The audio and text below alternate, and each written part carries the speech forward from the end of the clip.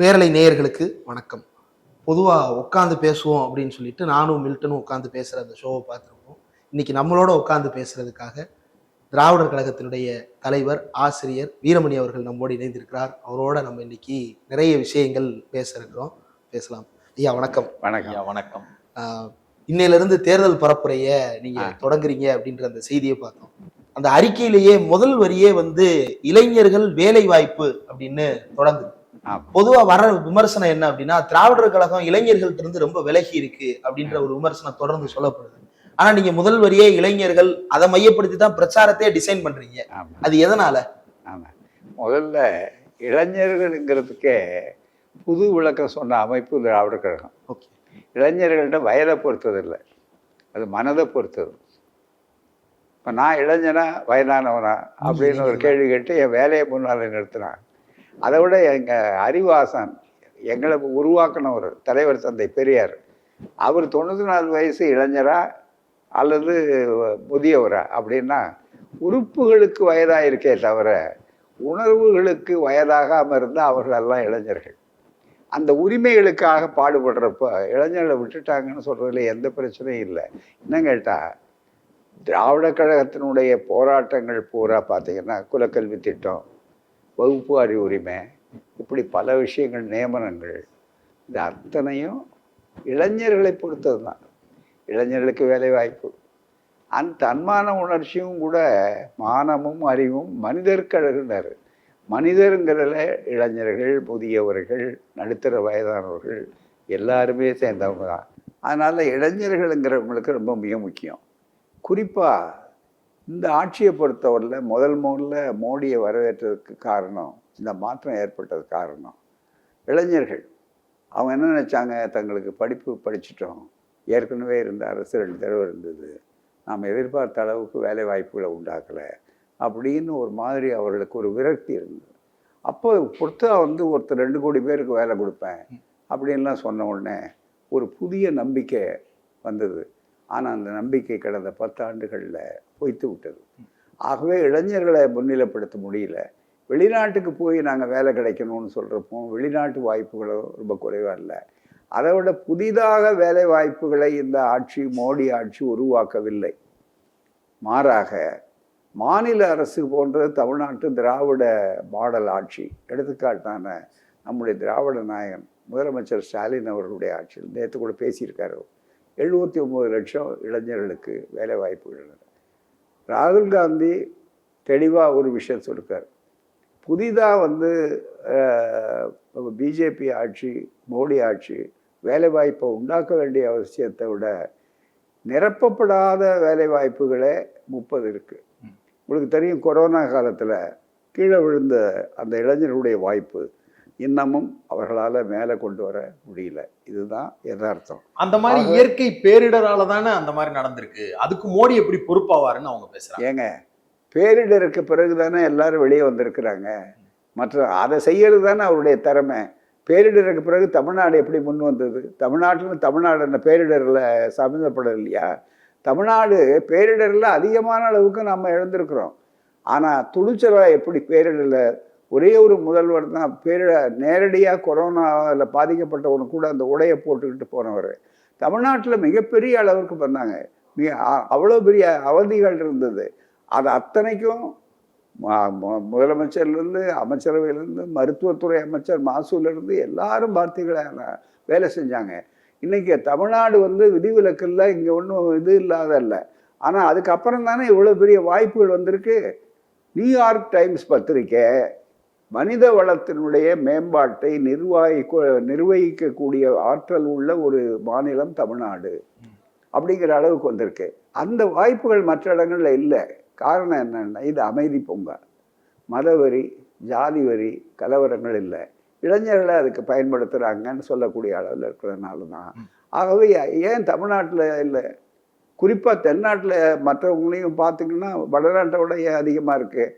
அவர்கள் அதை பற்றி டெல்லி தலைநகரத்திலேயே அந்த வாய்ப்புகள் இல்லையே. அவங்களால உள்ளாட்சித்துறை தான் டெல்லியை நிர்வாகம் பண்ணுது. அங்கே வேறொரு மாநில ஆட்சி இருந்தாலும் கூட இதான் நிலவை. வேற இதில் வேலை வாய்ப்பை பற்றி குறிப்பிடும் போது, போன வாரம் இந்தியாவினுடைய தலைமை பொருளாதார ஆலோசகர் அவர் என்ன சொல்றாருன்னா, வேலை வாய்ப்பை பத்தி நாங்க எப்படி கவலைப்பட முடியும்? அரசாங்கம் நினைச்சா வேலை வாய்ப்பு பிரச்சனையை தீர்க்க முடியாது, அது எங்க கையில கிடையாது. வேலை வாய்ப்பை தனியார் தான் கொடுக்கணும், நாங்க எப்படி எல்லா வேலை வாய்ப்பையும் கொடுக்க முடியும், அது எங்க பிரச்சனை இல்ல அப்படின்னு சொல்றாரு. அப்படின்னா மோடி சொன்னது என்ன ஆகுது? 2 கோடி பேருக்கு வேலை கொடுப்போம்னு சொன்னாரு. அது வட. அவரு கட்சி தலைவரா சொன்னாரா, இல்ல தேர்தல் நேரத்துல ஆட்சி தலைவரா வரப்போவதற்கு முன்னாடி சொன்னாரா? ஒரு அரசாங்கத்தை எதிர்பார்க்கறதே, மக்கள் வந்து எதிர்பார்க்கறதே அரசாங்கம் தானே. தனியார் தொழில வந்தா கூட லைசன்ஸ் கொடுக்கறது, அனுமதி அளிக்கிறது எல்லாமே அரசாங்கம் தானே. ஆகவே அந்த பொருள் வந்து அவங்கள விட்டு இந்த மாதிரி வாய்ப்புகள் சொல்றது இருப்பாருங்க. இது நமக்கு பதில் சொல்லலை, மோடிக்கு பதில் சொல்லணும். இதுக்கு மோடி தான் பதில் சொல்லணும் இந்த கேள்விக்கு. மோடி நிறைய கேள்விக்கு நேத்து பதில் சொல்லி ஒரு பேட்டி கொடுத்திருந்தாரு, நீங்க பார்த்திருப்பீங்க. அந்த 1 மணி நேர பேட்டியை பார்த்தீங்களா? அதனுடைய அவுட்கம் என்னவா இருக்குன்னு நீங்க நினைக்கிறீங்க? திசை திருப்பல், வேற ஒன்றும் இல்லை. அவரை பத்தி தமிழ்நாட்டு மக்கள் மத்தியில ஒரு பெரிய அளவுக்கு ஏதோ தமிழ் காதல், திடீர்னு மற்றது இதெல்லாம் வரணுங்கிற அளவுக்கு அவர் தன்னை காட்டிக்கணும்னு நினைக்கிறாரு. ஆனால் தமிழ்நாட்டு மக்கள் நல்லா அதை ஏமாற மாட்டாங்க. ஏன்னு கேட்டால், சமஸ்கிருதத்துக்கு எவ்வளோ பணம் ஒதுக்குனாங்க ஒரு இளைஞர் ஒவ்வொருத்தருக்கும் தெரியும். தமிழை செம்மொழின்னு ஆக்கிறதுக்கு அவர் என்ன செஞ்சார் மிகப்பெரிய அளவுக்கு. இன்னைக்கும் காசிக்கு சில பேர் அழைச்சிட்டு போனாரே தவிர, கிராமத்தில் சொல்கிற மாதிரி காசிக்கு போயும் கர்ப்பந்தொலையிலன்னு சொல்கிற அளவுக்கு அங்கேருந்து திரும்பி வந்ததில் ஒன்றுமே இல்லாமல், காசிக்கு சில பேரை கூட்டிகிட்டு போனால் தமிழ் வளர்ந்துருமா? மிக முக்கியமாக இல்லை, குஜராத்தில் இருக்க ஏற்கனவே வச்சு ஒரு நடத்துகிற அது எல்லா இடங்கள்லையும் தமிழ் சங்கம் இருக்க. ஏற்கனவே எல்லா மாநிலங்கள்லையும் மேற்கு வங்கத்திலிருந்து டெல்லியிலிருந்து எல்லா இடத்துலையும் இருக்கு, அமெரிக்கா வரைக்கும் இருக்கு. அமெரிக்காவில் உலகம் பூரா அதை விட்டுருங்க. ஏன்னா அவருடைய ராஜ்யத்தில் அவர் விஸ்வகுரு, அதனால உலகத்தை பார்வை கரெக்டாக நீங்கள் சொல்றது கரெக்டாக இருக்கு. ஆனால் அது மூலமாக இருக்க நான் சொல்றது, தமிழுக்காக ஒரே ஒரு கேள்வி, மும்மொழி திட்டம்னு சொல்றாருல, இந்த மும்மொழி திட்டத்தில் தமிழ் தான் படிக்கணும் 3வது அல்லது 2வதா அப்படின்னு பாஜக ஆளுகின்ற மாநிலங்களில் ஏதாவது நடவடிக்கை எடுத்திருக்கிறாரு அல்லது நடவடிக்கை எடுப்பேன்னு சொல்லக்கூடிய அளவில் இருக்காரு. இதுதான் கேள்வி. ஆனா அவர் என்ன சொல்றாரு, தமிழ் மொழிய இந்த தமிழ்நாட்டில் இருக்க அரசியல் பேசக்கூடிய நபர்கள் தான் மழுங்கடிச்சிட்டாங்க, அது உலகம் முழுக்க போக வேண்டிய ஆற்றல் பெற்ற ஒரு மொழி, மொழி உணர்வை தூண்டி அவங்கள அந்த மொழியை மட்டுப்படுத்திட்டாங்க அப்படின்னு குற்றம் சாட்டுறாரு. அதாவது அடிப்படையிலேயே அவங்க வந்து கோளாறாக இருக்காங்க, உண்மைக்கு மாறான விஷயத்த சொல்றாருன்னு அர்த்தம். மொழிங்கிறது அவங்களுடைய விழி, அதுதான் மிக முக்கியம். எந்த மக்களாக இருந்தாலும் அந்த அந்த அளவுக்கு அது அந்த இயக்கம் இல்லைன்னா செம்மொழி அது, செம்மொழி அந்தஸ்து அது. அது மட்டும் இல்லை, இன்னொரு வேடிக்கையான ஒரு செய்தி, மறக்கப்பட்ட ஒரு செய்தி. கலைஞர் தான் போராடி காங்கிரஸ் தலைமையில் இருந்த ஒரு ஆட்சி, மன்மோகன் சிங் ஆட்சியில் இந்த செம்மொழி உத்தரவு வந்தது. வடமொழியெல்லாம் அதுக்கு முந்தைய செம்மொழின்னு சொல்லிட்டு இருந்தாங்க. ஆனால் அது வரைக்கும் அது ஆகலை. தமிழுக்கு வந்த பிற்பாடு அதை காட்டி தான் பிறகு வடமொழிக்கும் உத்தரவு கிடைச்சது. அதனால் வடமொழிக்கு மட்டும், வடமொழியை இவங்க தூக்கி பிடிச்சாங்க. அதுக்கு என்ன பேர் வச்சுருக்காங்க? தேவநகரி, தேவ பாஷை. தமிழை நீச்ச பாஷைன்னாங்க. இதே இதில் தமிழுக்கு அந்த சமமான அந்தஸ்து கொடுக்கலையே, மிக முக்கியமாக மிகப்பெரிய அளவுக்கு. ஆகவே இப்போ உத்தரப்பிரதேசத்தில், அவர் ஆள்ற குஜராத்தில் அல்லது ராஜஸ்தானத்தில், மத்திய பிரதேசத்தில் பசுமாட்டுக்கு கொடுக்குற பாதுகாப்பை தமிழ் கொடுத்துருக்குறாங்களான்னு கேளு. இதுல ஒரு கேள்விங்க, தமிழ் மொழி வளர்ச்சி அல்லது தமிழ் மொழியை பாதுகாத்தல் அப்படின்னு பேசுறது வெறுமனே அந்த மொழியை பாதுகாப்பது மட்டும்தானா? அதுக்கு பின்னாடி இருக்கிற லாஜிக் என்ன? இல்லை, மொழிங்கிறத விட மொழி வந்து ஒரு பண்பாட்டுக்கு வழி. அறிஞர் அண்ணா சொன்னார், மொழியால் தமிழன், வழியால் தமிழன், விழியால் தமிழன் 3 வார்த்தை சொன்னார். பண்பாட்டு பாதுகாப்பு இருந்தால் தான் மொழி. மொழியினுடைய அடிப்படையை பண்பாட்டினுடைய ஒரு அம்சம். இன்றைக்கு வந்து மொஹஞ்சதாரோ ஹரப்பா இருக்கு, இந்தியா முழுக்க பேசுகிறாங்கிறது வெறும் மொழிக்காக இல்லை, அது ஒரு பண்பாட்டினுடைய அடிப்படை. அந்த பண்பாடு பண்பாட்டை அழிச்சிட்டு மொழியை நான் காப்பாற்றுறேன்னு சொல்றதுக்கு அது ஒரு வகையான ஏமாற்று அரசியல். மோடி என்ன பண்பாட்டு அளிக்கிறாரு? அவர் வேட்டி சட்டையெல்லாம் போட்டுட்டு பேட்டி கொடுக்குறாருன்றாங்க. அதாவது மோடியினுடைய ட்ரெஸ்ஸை பற்றி சொல்கிறதுக்கு தனியாக பல கட்டுரைகள் எழுதலாம். ஏன்னா எல்லா வகையான உடையும் அவர் வச்சிருக்கிறார். ஏன்னா பொதுவாக அவங்களுக்கு நான் ரொம்ப அவர் பிரதம அந்தஸ்தில் இருக்கிறாரு. அவர் மாதிரி அடிக்கடி அவர்கள் தன்னுடைய உருவத்தை மாற்றிக்கொண்டே இருப்பார். திடீர்னு போகும்போது கவுபாய் ஹேட்டோட இருப்பார், பைனாகுலர்ஸ் வச்சுருப்பார், அங்கே வரும்போது அதை வச்சுருப்பார், இங்கே வரும்போது இருக்கிறாரு. அதனால் இங்கே நிறைய அளவுக்கு எல்லா வகையான உடையை வச்சு மட்டும் பெரிய வாய்ப்புகள் இல்லை. அது வேட்டி கட்டாதவங்கெல்லாம் வேறு விதமானவங்கன்றது அர்த்தமும் இல்லை. அதனால் உடையை வச்சு நம்ம எதுவும் சொல்கிறது அவசியமே இல்லை. ஆகவே அவர் அதில் கூட அதாவது மக்களை ஏமாற்று தான் வந்து இந்த உடையிலேயே இருக்கிற மாதிரி காட்டுற மாதிரி இருக்குது. உடையை யார் வேணாலும் மாற்றலாம், எப்போ வேணாலும் மாற்றலாம். அதனால் உடையை வச்சுக்கிட்டு இருக்கிறது பாருங்கள், உண்மையை வச்சு பேசணுமே தவிர உடையை வச்சு பேச முடியாது. அதுதான். ஆகவே அவர்கிட்ட ஏராளமாக இருக்குது. எப்பவுமே ஒரு நாளில் அவர் எத்தனை உடுப்பில் மாற்றுறாரு அப்படிங்கிறது சொல்ல முடியாது. ஏற்கனவே பிரபலமாக பேசி மக்கள் இப்போ மறந்துருக்கிற 10 லட்சம் ரூபாய் தயாரான லண்டன் உடை கூட அவர்கிட்ட இருக்குது. அதே நேரத்தில் இது இருக்குது. ஆனால் அந்த உடையை வந்து வேட்டி கட்டினார், சட்டை கட்டினாருன்னா மகிழ்ச்சி, அது தான். ஆகவே அது வந்து நமக்கு வேட்டி கட்டித்தான் ஓட்டு வாங்கணுங்கிற அளவுக்கு உணர்ந்தா இருப்பாருங்க. அவரை கொண்டு வந்த இயக்கம் திராவிட இயக்கம். இப்போ தமிழ்நாட்டில் பழைய இதை சொல்ல முடியாது, அதுக்கு பதிலாக வேட்டி கட்டணும், இதை போடணும் அப்படின்னு சொல்லக்கூடிய அளவுக்கு வந்ததை திராவிடர் இயக்கத்தினுடைய முதல் வெற்றி. உடையை வச்சே கூட சொல்லணும்னா அதுதான். இந்த இந்தி திணிப்பு அப்படின்றது குறித்து பேசும்போது இப்ப சமீபத்தில் அதை பிஞ்ச செருப்பு, அந்த போராட்டமே ஒரு பிஞ்ச செருப்பு, 1980 கதையை இப்ப பேசுறாங்க அப்படின்னு ஒரு சிலர் தொடர்ந்து சொல்றாங்க. அதை ஒட்டி படிச்சு பார்க்கும்போது பாரதிதாசன் கவிதை, பழைய கவிதையெல்லாம் பார்த்தோம். அதுல வந்து இந்தியை திணித்தால் கண்ணம் கிழிந்திட நேரும்லாம் எழுதிட்டு அவர் என்ன சொல்றாரு, இதன் மூலமா நீ வந்து இந்து மதத்தை திணிக்க பாக்குற, ஒரு இந்துத்துவ வெறியூட்ட பாக்குற, அது இங்க நடக்காது அப்படின்னு அன்னைக்கே பாரதிதாசனுடைய கவிதைகள்ல அதை பார்க்க முடியுது. இன்னைக்கு இந்த இந்தி திணிப்பு அப்படின்றதனுடைய நோக்கம் என்ன?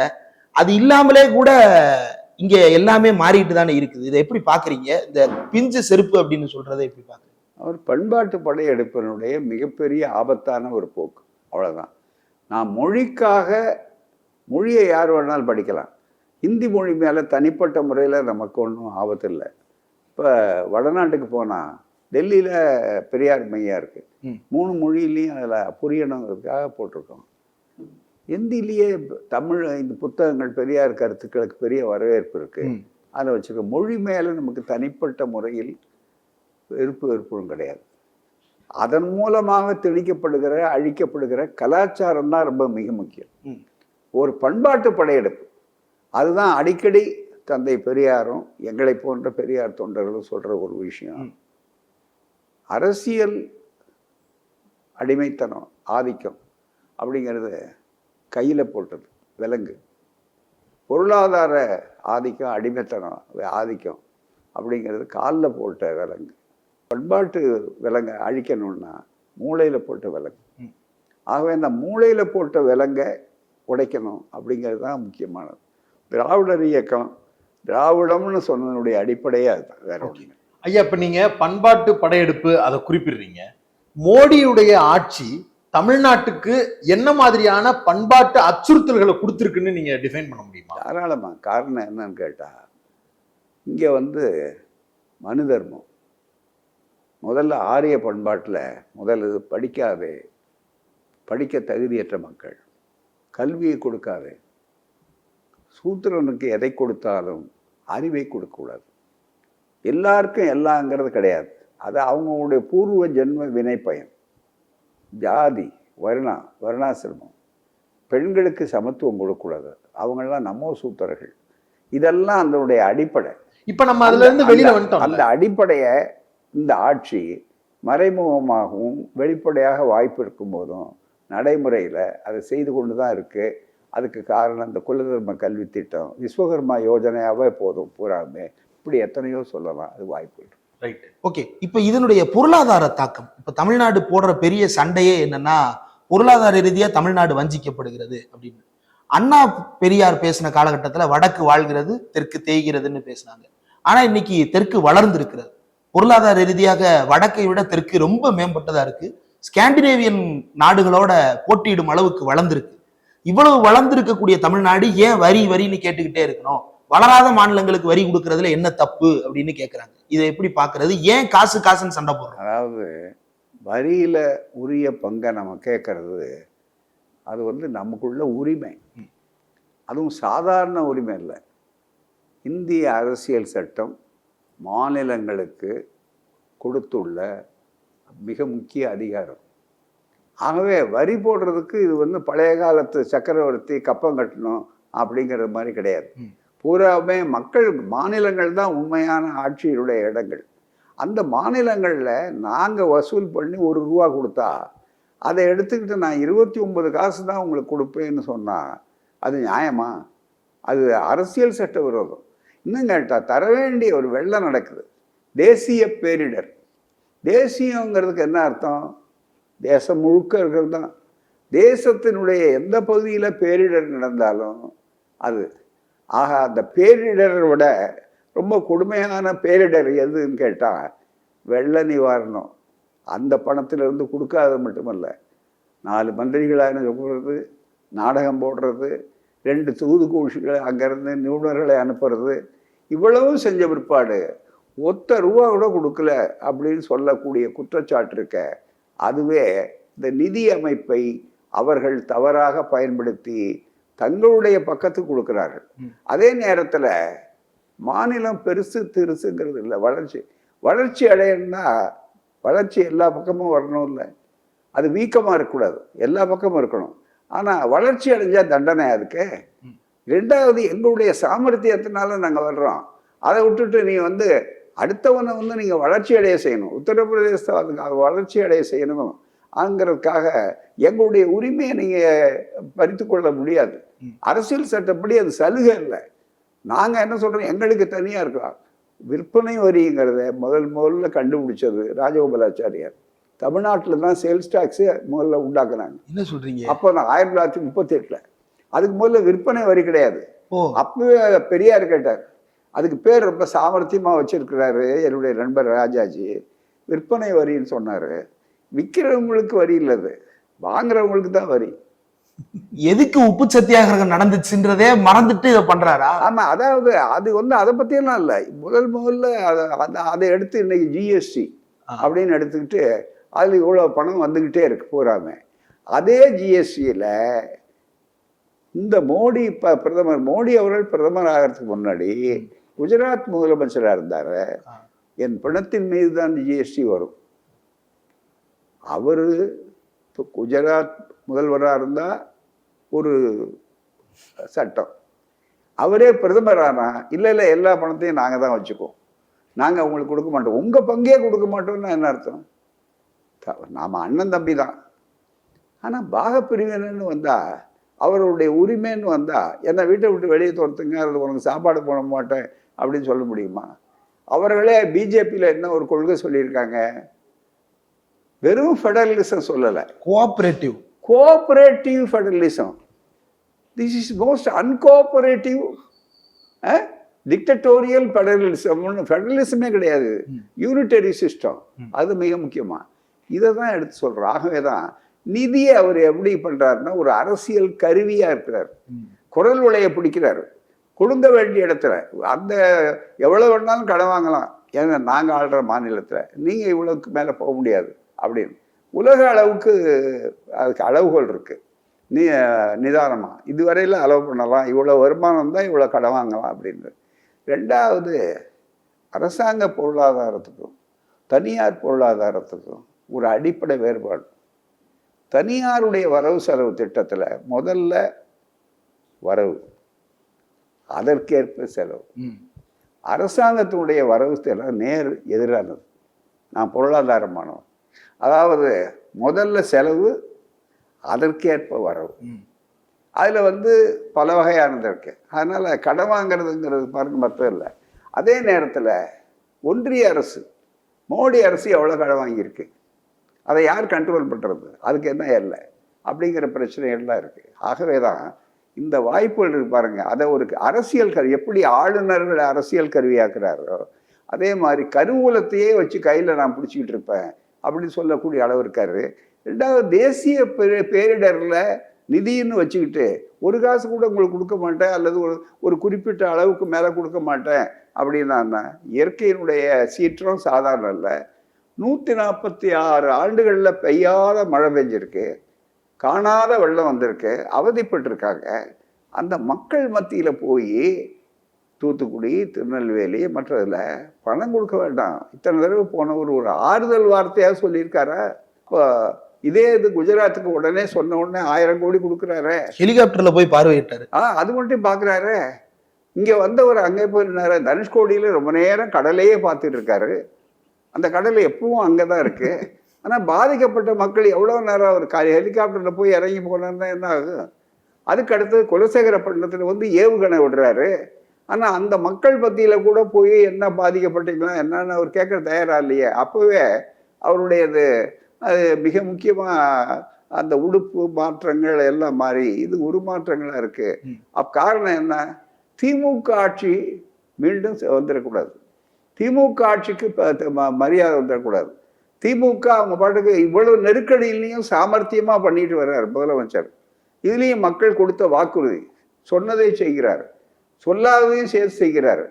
இதெல்லாம் எப்படி இவர்களுக்கு இருக்குன்னு கேட்டால் நிபுணர்கள் வழிகாட்டக்கூடியது உண்மையாக இருக்கிறாங்க. இது அத்தனையும் சொன்ன உடனே நான் சொல்கிறாரு அப்படிங்கிற அளவுக்கு வந்திருக்கே தவிர வேற ஒன்றும் இல்லை. ஆகவே தான் மிக முக்கியமாக இருக்குது. தேர்தலே வந்து சமமான தேர்தலாக நடத்துறது தயாரா இல்லை. நிதி தானே அதனுடைய மிக முக்கியமான பங்கு. ஆனா இதுல எடப்பாடி என்ன கேட்கிறாருன்னா, நீங்க இப்படி எத்தனை நாளைக்கு குறை சொல்லிட்டு இருப்பீங்க? 40 பேர் ஜெயிச்சு நாடாளுமன்றம் போயிட்டீங்க, நீங்க தானே நாடாளுமன்றத்துல உட்கார்ந்துருக்கீங்க. 40 பேர் போய் மோடி கழுத்தை பிடிச்சு சண்டை போட்டு காசை வாங்கிட்டு வந்திருக்கணும்ல, காசை வாங்க முடியலன்னே சண்டை போட்டுட்டே இருப்பீங்களா அப்படின்னு எடப்பாடி கேள்வி கேட்கிறாரு. அவன் எடப்பாடி கேட்கிறாரு, எதிர்கட்சியில உட்கார்ந்துருக்காரு, இவர் என்ன செஞ்சாரு, ஏன் செய்ய முடியல அவரால்? முதல்ல அவர்கிட்ட அதிகாரம் இல்லைல்ல. ஏங்க தமிழ்நாட்டினுடைய நலனுக்கு இவரை ஆட்சிக்கு வரணுமா இல்லையா? இவர் இதுவரையில ஏன் வெள்ள நிவாரணம் நீங்கள் கொடுக்கலன்னு அதுக்கு போராட்டம் நடத்தியிருக்காரா? போய் கேட்டிருக்கிறாரு. அவர்கிட்ட கேட்டா அவர் என்ன சொல்றாரு? தனிப்பட்ட முறையில எனக்கும் அவங்களுக்கு என்ன பிரச்சனைன்னு கேட்கிறாரு. அப்படின்னாலே அவர் அந்த பகுதிக்கு என்ன, இது என்ன பங்காளி சண்டையா, இது என்ன நில தகராறா, வீட்டு தகராறா? அரசியல்ல அடுத்த நாள் வர வேண்டிய அடுத்தபடி நாங்கள் வரணும்னு ஆசைப்படுறாருல. ஆசைப்படுறவரு எதிர்கட்சியினுடைய வேகம் என்ன? அதே நேரத்துல எதிர்கட்சி தலைவரா ஸ்டாலின் இருந்தார். அப்ப கவர்னர் வந்து ஒரு மசோதாவை நீங்க போட்டதை அனுப்பலைன்னா அதுக்காக அவர் உங்களை ஆதரிச்சாரு. அதை கட்சி வித்தியாசம் இல்லை, அதுதான் ஆளுமை. இங்க இவருக்கு அந்த தெளிவு இல்லை. இவர் இதுவரையில போனாரு, இவர் இதுவரையில என்ன வாங்கியிருக்கிறாரு, ஏதாவது செஞ்சிருக்கிறாரு? வேற ஒண்ணுமே இல்லை, அந்த வாய்ப்புகளே இல்லை. ஆகவே அவருக்கு அந்த கேள்வி கேட்கறதுக்குரிய ஒரு உரிமையே இல்லை. அதுதான் மிக முக்கியமானது. ஐயா, ஒரு குற்றச்சாட்டு என்ன வைக்கிறாங்கன்னா, திராவிட இயக்கம் போன்ற முற்போக்கான பகுத்தறிவு பேசக்கூடிய அமைப்புகள் தங்களுடைய தேர்தல் பிரச்சாரங்கள்ல இன்னைக்கு இருக்கக்கூடிய சூழல்ல தங்களுடைய பகுத்தறிவு கருத்துக்களை சொல்லி பேசிலாம் பிரச்சாரம் பண்ண முடியல, அந்த நெருக்கடி அவங்களுக்கு வந்துருச்சு, அதனால வேலை வாய்ப்பு, இளைஞர்கள் அப்படிங்கிற லைனை அவங்களே எடுக்கிறாங்க, சுய தணிக்கை பண்ணிக்கிற வேண்டிய நெருக்கடி பகுத்தறிவாளர்களுக்கு வந்திருக்கு அப்படின்னு ஒரு கருத்து முன்வைக்கிறாங்க. அதை நீங்க எப்படி பாக்குறீங்க? தேர்தல்னால நம்ம நாட்டு தேர்தலில் வாக்காளர்கள் எப்படி இருக்காங்கன்னு தெரிஞ்சுதான் பண்ணுறோம். பகுத்தறிவாளர்கள்ங்கிறவங்க முன்னால் செல்வாங்க, மக்களை அழைச்சிட்டு போவாங்க. தேர்தலில் நிற்கிறவங்க யாராக இருந்தாலும் மக்கள் பின்னால் அவங்க போவாங்க, மக்களை அழைச்சிட்டு போக முடியாது. மக்களுக்கு நல்லது செய்கிறேங்கிற திட்டங்கள் இருக்கும், ஆனால் மக்கள் என்ன நினைக்கிறாங்கன்னு நினைக்கிற போது அவங்களுக்கு அந்த போட்டி வரும்போது அந்த வாய்ப்புகளில் சமரசமற்ற ஒரு அரசியல் நடத்துகிறோம் அப்படின்னு கொள்கை ரீதியாக இருக்க முடியாது. ஆளுகின்ற மற்ற செய்திகள்லாம் சமரசமற்றுதான் இருப்பாங்க. ஆனால் இந்த நிலைமை வரும்போது அதை செய்யக்கூடியது தான் திராவிட கழகமாக இருக்கு. அதனால தான் அங்கே திராவிட கழகத்தில் தேர்தலில் நிற்கிறது இல்லை. நிற்காம பல உண்மைகளை சொல்றதனுடைய நோக்கமே பகுத்தறிவாளர்கள் ஆகணும். சொல்றவங்க தீவிரமான பகுத்தறிவாதியா இருந்து சொன்னா அதுக்கு மரியாதை உண்டு. சொல்றதுக்கு முன்னால் நான் காலில் விழுறேங்கிறது, இந்த அமைச்சர் தானே இந்த முதலமைச்சர் தானே காலில் விழுறத வந்து நிறுத்தாங்க.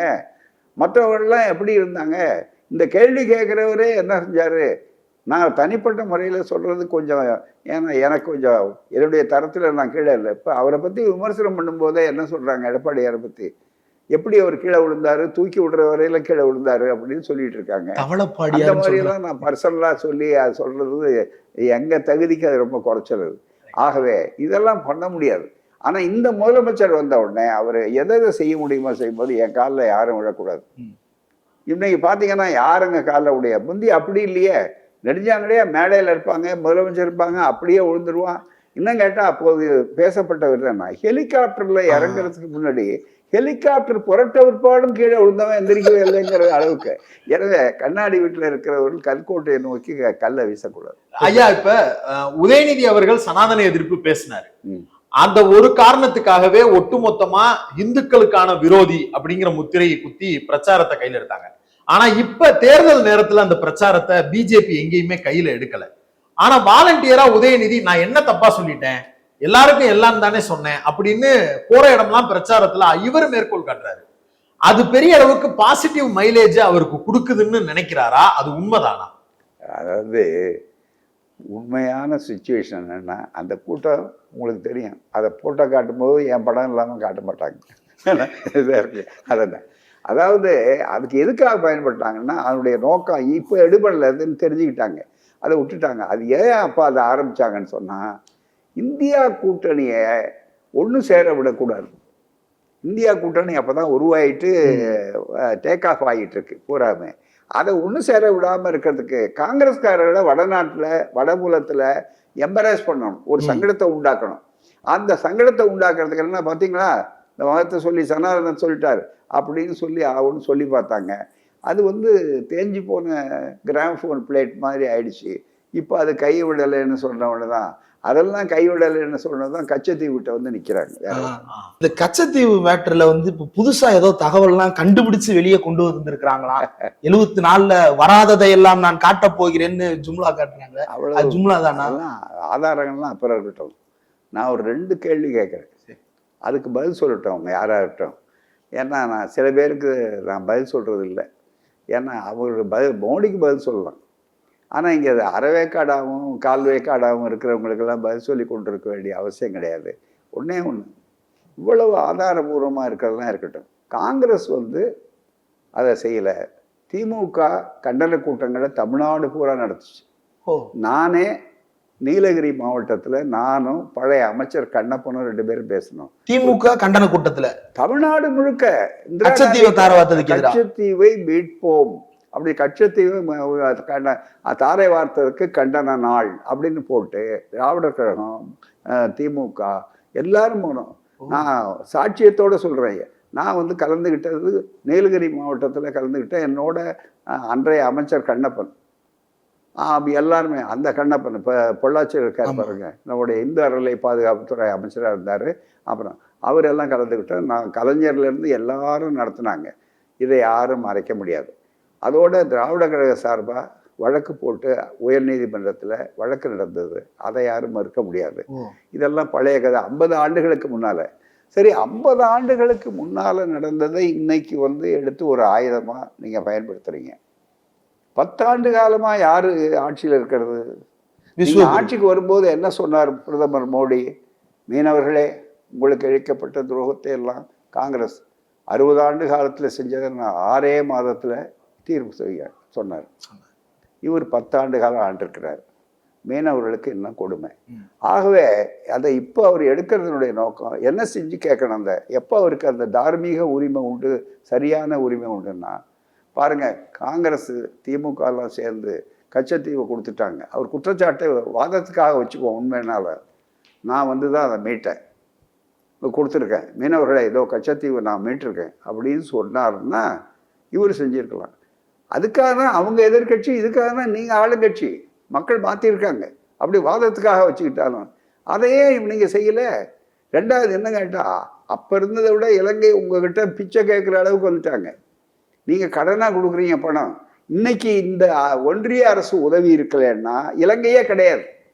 அப்பேற்பட்ட வாய்ப்பு இருக்கும்போது ஒரு வரியில் நீங்கள் கச்சத்தீவை திருப்பி கொடுங்கன்னு சொல்லியிருந்தா அவங்களுக்கு வேற வாய்ப்பு, வேற வழியே இருக்காது. உலகமாக வாங்கியிருக்கலாம். அதுக்கு இவர் இதுவரையில் ஏதாவது நடவடிக்கை எடுத்திருக்கிறாங்களா, பேசியிருக்காங்களா? நீங்கள் என்ன செஞ்சீங்கன்னு சொல்லாமல் அவங்க ஒன்றும் பண்ணலைன்னு உண்மைக்கு மாறான விஷயம் சொல்றீங்க. இது உடைய உள்நோக்கம் வேற ஒன்றும் கிடையாது. கச்சத்தீவுக்காக அதை பேசவில்லை. ஏற்கனவே இருக்கக்கூடிய தேர்தல் பாண்டு ஊழல், ஏற்கனவே இருக்கக்கூடிய வேலையில்லா திண்டாட்டம், விலைவாசி ஏற்றம், இதெல்லாம் தேர்தலில் ஒவ்வொரு நாளும் வெளியே வருது. ஒரு ஜனநாயக உரிமைகள் பறிப்பு, இதை பற்றி வேகமா பேச பேச மக்கள் பொதுவான நிலையில இருக்கிறவங்க உள்பட, நீதிமன்றங்கள் உள்பட பண மதிப்பு இழப்பினால எவ்வளவு பெரிய கொடுமை நடந்ததுன்னு உச்சநீதிமன்ற நீதிபதிகளே பேசக்கூடிய அளவுக்கெல்லாம் வந்தாச்சு. இது அத்தனையும் மக்கள் மனசுல போய் சேர்ந்துடக்கூடாது தேர்தலில் அப்படிங்கிறதுக்காக டைவர்ஷனல் பாலிடிக்ஸ், திசை திருப்பக்கூடிய ஒரு அரசியல் அவங்களுக்கு கைவந்த கலை, அதுக்காக சொல்றார்கள். ஆகவே அதை கேட்பதற்கு முன்னால, அதை சொல்றதுக்கு முன்னால அதை ஒரு திசை திருப்பலா செய்யறாரே தவிர நீங்க அதை மீட்டு கொடுத்துட்டுல பேசியிருக்கணும். ஒரு தடவை ஒரு சம்பவம் நடந்ததை சொல்றேன். கருத்திருமன் எதிர்கட்சி தலைவர் இருந்தார் அண்ணா வந்த உடனே. அப்ப காங்கிரஸ் அவர் 50 பேர் இருந்தப்ப எதிர்கட்சி தலைவர்.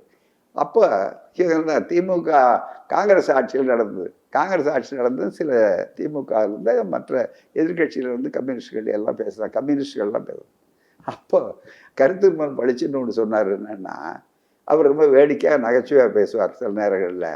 அவர் சொன்னார், எங்களை போய் அதை செய்யலை, அதை காங்கிரஸ் செஞ்சுதா அப்படி இப்போ போய் கேட்குறீங்களே, நாங்கள் அதை செஞ்சோமா செய்யலைங்கிறது விளைவு தானே.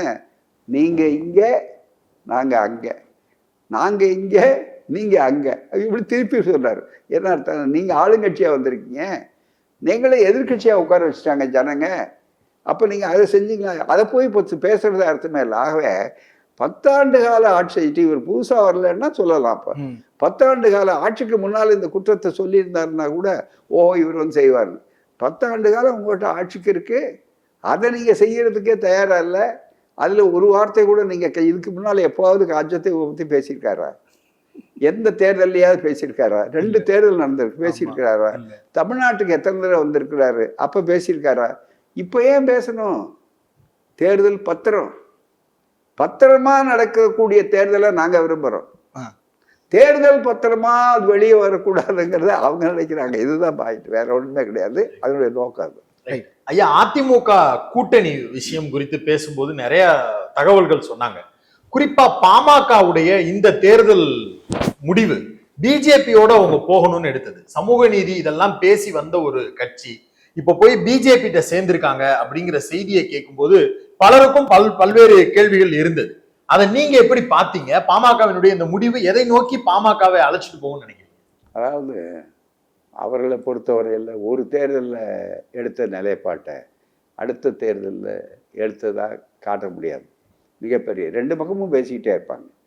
ஐடியாலஜின்னு வந்தாக்கா சமூக நீதிக்கு என்ன செய்வாங்க, அப்படின்னா சமூக நீதிக்கு என்ன செஞ்சாங்க அப்படின்னு கேட்குறாங்க. இன்னைக்கு கூட அவர் சொல்கிறதுக்கு பாருங்க, மிக முக்கியமாக எங்களுக்கு பாடம் எடுக்கலாமா, ஸ்டாலின் பாடம் எடுக்கலாமா, எங்களுக்கு சமூக நீதி என்ன, அவ்வளவு தகுதி உள்ளவர்னா அது பாடம் யார் எடுக்கிறாங்கங்கிறது முக்கியமல்ல. நல்ல பொறுப்பான ஆசிரியர் என்ன பண்ணுவாங்கன்னா, எந்த மாணவர் ரொம்ப தோல்வி அடைகிறாரோ, எந்த மாணவர் விரக்தியில் இருக்காரோ, எந்த மாணவர் மார்க் வாங்கலையோ அவங்களுக்கு பாடம் எடுக்கிறதுங்கிறது பொறுப்பான ஆசிரியருடைய கடமை. சமூக நீதி நடத்தி சமூக நீதிக்குன்னு கேட்டு அவருக்காக கலைஞருக்காக 20 பிரித்து கொடுத்தாரு, மோஸ்ட் பேக்வர்ட் அப்படின்னு. 50லிருந்து அதை யார் செஞ்சது? அதனால தான் நாங்கள் இத்தனை பேர் வந்தோன்னு விழுப்புரத்தில் கூட்டம் போட்டு மருத்துவர் ராமதாஸ் அவர்களே பெரிய நாற்காலியே ஒன்று தனியாக கொண்டு வந்து இதில் உட்காருங்க அப்படின்னு சொன்னதெல்லாம் இப்போ எங்கே போச்சு? தயவுசெய்து அவருக்கு ஏற்பட்டிருக்கிற அரசியல் நிர்பந்தம், எல்லாருக்கும் ஒவ்வொரு வகையான வழக்குகள், அமலாக்கத்துறை, இப்போ திரிசூலம் இருக்கு பாருங்க, அந்த திரிசூலம் ரொம்ப சக்தி வாய்ந்த திரிசூலம். சிபிஐ வழக்கு, வருமான வரித்துறை, அமலாக்கத்துறை, திரிசூலம். யாராவது வரலன்னா அவ மார்க்கண்டேயர் கண்டுபிடிச்ச மாதிரி திரிசூலம் அப்படி வர்ற மாதிரி அணைச்சிக்குவாங்க. ஆகவே தான் திடீர்னு அதுக்கு முன்னால் வரையில் எங்கே போகிறாங்கன்னு தெரியாது. இங்கேயும் வந்தாங்க, அங்கேயும் பேசுனாங்க, இப்போ அங்கே போயிருக்கிறாரே தவிர அது மட்டுமே இல்லை. அவர் போனதுனால ஒரு பெரிய பலம் வந்துருச்சு அப்படின்னு சொல்ல முடியல. ஏற்கனவே அவர் அதிமுகவில் இருந்தாரே, நான் தான் சாதித்தேன் அப்படின்லாம் சொன்னாரே, ஏன் அதிமுக அணி தோற்று போச்சு, எப்படி திமுக அணி வெற்றி பெற்றது? ஆகவே தான் ஒரு போலி பலம் இருக்கிறவங்க போகிறோம் வர்றோம்னு காட்டுறதுக்கு இருக்கு. இவங்களுக்கு வேற ஒன்றுமே இல்லை. அவங்களுடைய நோக்கம் இவங்களை அழைச்சது வெற்றி உறுதியாயிடுங்கிறதுக்காக இல்லை, தங்களுடைய ஓட்டு சதவீதம் நோட்டாவை தாண்டணுங்கிறதுக்காக கூப்பிட்டுருக்காங்க. வேற கடைசியா ராமதாஸ் வந்து நீங்க ரொம்ப காலமா பார்த்துட்டு இருக்கீங்க. அவர் கடைசியா உங்கள்கிட்ட எப்ப பேசினாரு? உங்கள்கிட்ட அவர் தொடர்புல இருக்காரு? தனிப்பட்ட முறையில் அவர் மேலே எனக்கு மரியாதை உண்டு. அவருடைய பிறந்த நாள் வந்து வரப்போ ஒரு தடவை வந்தார், பார்த்தாரு, பேசுவார். அதனால் ஒன்றும் இல்லை. ஒரு காலத்தில் விடுதலை தான் எனக்கு எல்லா விதமான இதுவும் சொல்லின்னு இயக்கம் ஆரம்பிக்கிறதுக்கு முன்னாடியே அவர் சொன்னவர். அதனால் அவருடைய நோக்கம் சமூக நீதி இல்லை மிகப்பெரிய எந்த அளவுக்கு இருந்தாருன்னா அவருக்கு அடிக்கடி சில தடுமாற்றங்கள் ஏற்படும்.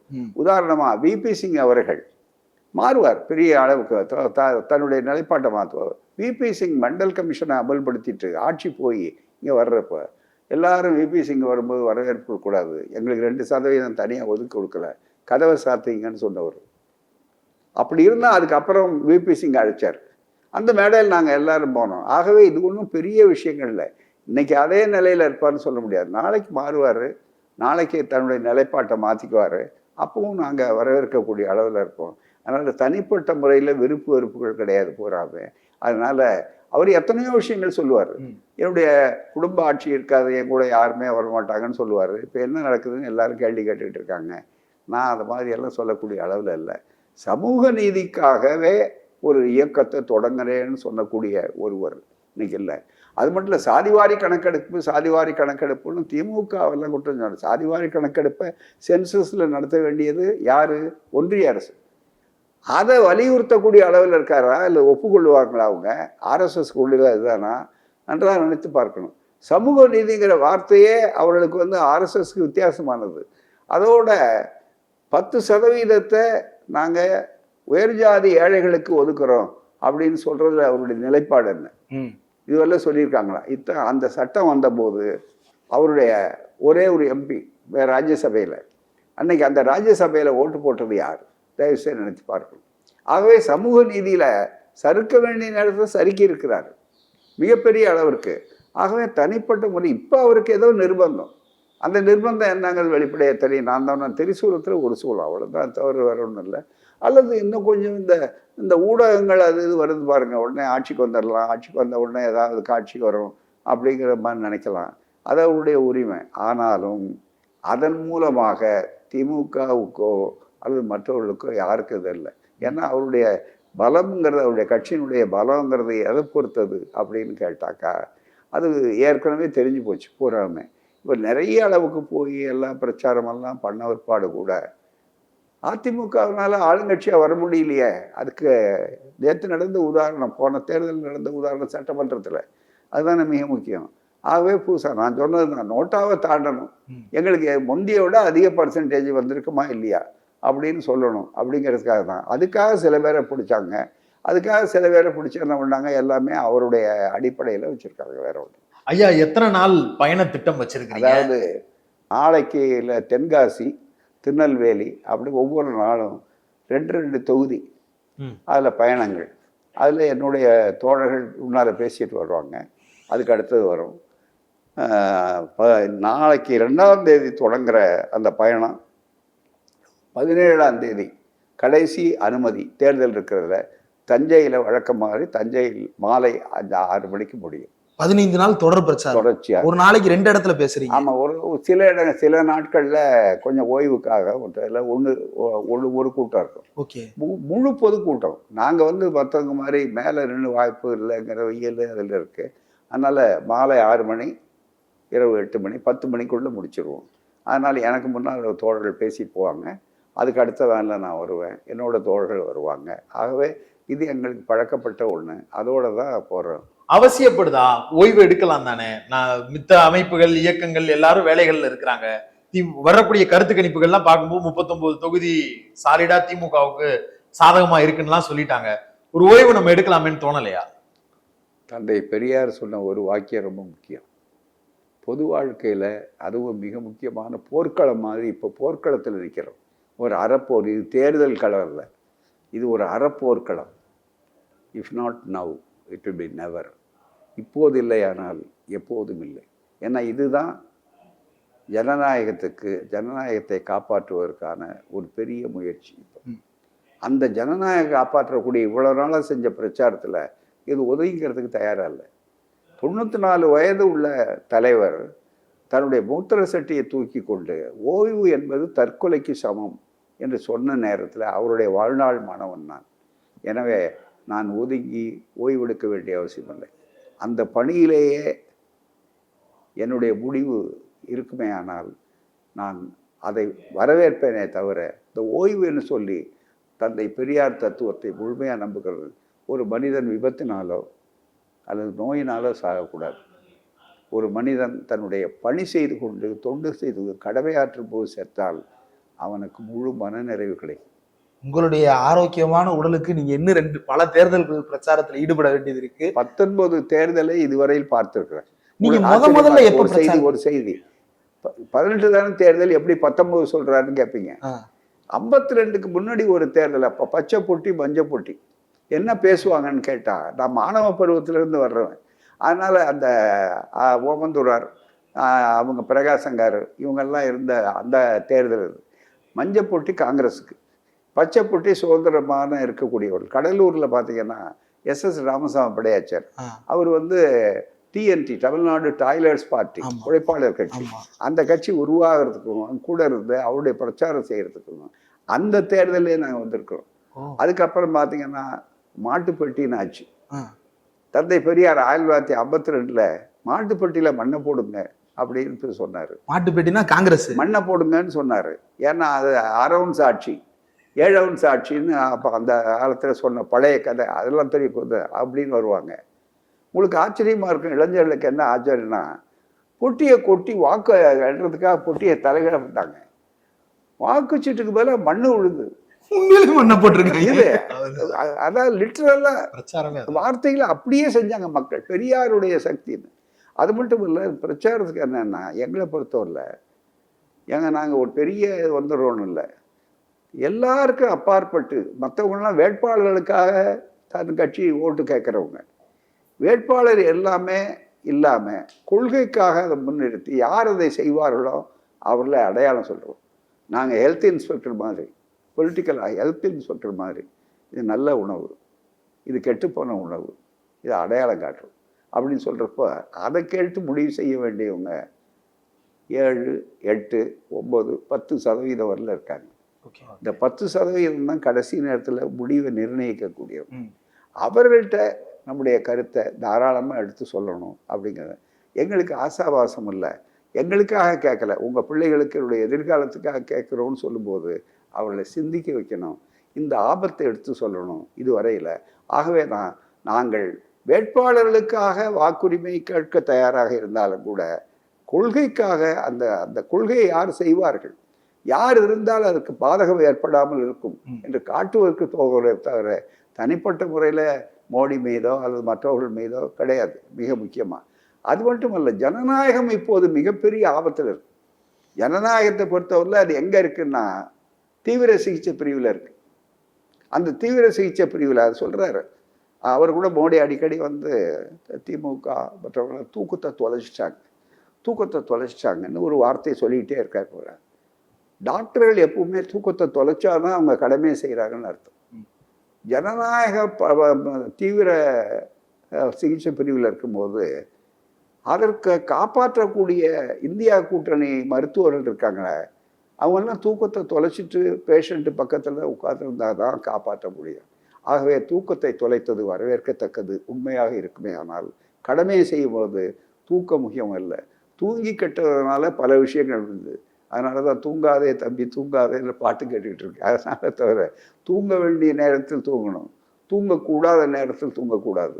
ஆனால் இவர்கள் தூக்கத்தை தொலைத்து விட்டோம்னு சொல்லக்கூடியவர்கள் இருக்கார்ல, அவருடைய சந்திப்பு விருந்து எல்லாம் நடுநிசைக்கு மேலே தான் இருக்குது. ஆனால் மற்றவர்களுடைய வேலையெல்லாம் பகலில் இருக்குது. ரெண்டில் யார் தூக்கம் அதிகம், யார் குறைச்சல், யார் கடமைன்றது மக்கள் தெரிந்து கொள்ளணும். நீங்கள் நேரடியாக மக்களுக்கு சொல்ல விரும்புகிற செய்தி, இந்த பிரச்சாரம் அல்லது இந்த தேர்தல் அப்படின்றது குறித்து மக்களுக்கு நீங்க நேரடியாக சொல்ல விரும்புகிற செய்தி? இந்த தேர்தலுக்கு தனி சிறப்பு. இது சாதாரண தேர்தல் அல்ல. ஏதோ ஒரு கட்சியை போய் இன்னொரு கட்சி ஆட்சிக்கு வருதுங்கிற பிரச்சனை இல்லை. ஜனநாயகம், சமூக நீதி, சமத்துவம், இந்த கொள்கைகள் இந்த நாட்டை ஆள வேண்டுமா, மதச்சார்பின்மை இவைகள் ஆள வேண்டுமா, அல்லது எதேச்சாதிகாரம், சர்வாதிகாரம் இந்த நாட்டில் நிலையான ஒரு தன்மையை வைத்துக்கொண்டு எல்லாவற்றையுமே ஆக்க வேண்டுமா என்பது தான் கேள்வி. ஆகவே தான் இந்தியா கூட்டணி என்பது அதில் மிக முக்கியம். ரெண்டாவது, இவரை அடையாளம் காட்டலையே, அவரை அடையாளம் காட்ட வேண்டியதில்லை. அதுக்கு அருமையான தத்துவத்தை முன்னாலே சொன்னார். யார் வர வேண்டும் என்பதை விட யார் வரக்கூடாது என்பது. காரணம் என்னென்னா, வரக்கூடாதுன்னு சொல்கிறவர்கள் ஜனநாயகத்தினுடைய மரணப்படுகொலியில் தள்ளி கொண்டிருக்கிறார்கள். அதை காப்பாற்ற வேண்டும். மக்கள் ஏமாந்து விடக்கூடாது. ஏமாந்தால் நட்டம் தோற்கடிக்கப்படுகிற வேட்பாளருக்கோ கட்சிக்கோ அல்ல, மக்களுக்காக. எனவே தான் மக்கள் சிந்தித்து வாக்களிக்க வேண்டும். வடநாட்டில் உணர ஆரம்பித்து விட்டார்கள். 2014 அல்ல, 2019 அல்ல, 24 ஒரு புதிய அத்தியாயத்தை உருவாக்கும். நிச்சயம் ஜூன் மாதம் புதிய ஆட்சி வரும். அது ஆழ்ந்த நம்பிக்கை, உறுதியான நம்பிக்கை, பகுத்தறிவுபூர்வமான நம்பிக்கை. நிறைய விஷயங்கள் எங்களோட பகிர்ந்துட்டீங்க. இவ்வளவு நேரம் ஒதுக்கி எங்களுக்காக இந்த பேட்டி தந்ததற்கு மிக்க நன்றி. நன்றி.